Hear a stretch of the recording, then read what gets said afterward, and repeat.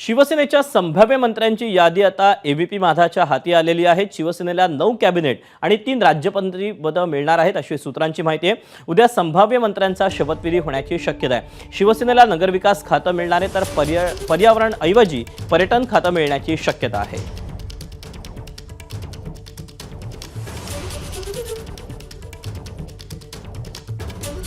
तेव्हा मंत्रिमंडळ विस्तारात शिवसेनेकडून कुणाकुणाला संधी मिळू शकते त्यावर एक नजर टाकूया।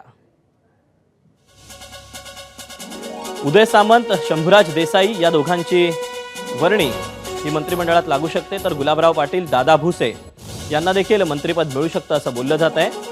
याशिवाय प्रताप सरनाईक आणि संजय शिरसाट यांचीही नावं सध्या चर्चेत आहेत तर भरत गोगावले आणि आशिष जयस्वाल यांचीही नावं सध्या शिवसेनेच्या संभाव्य मंत्र्यांच्या यादीत आहेत तर योगेश कदम हा एक नवीन चेहरा मंत्रिमंडळात दिसू शकतो।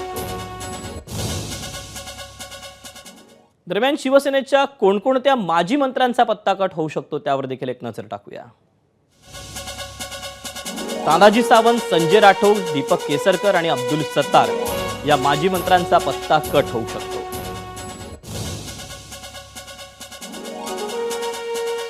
एबीपी माझा, उघडा डोळे बघा नीट।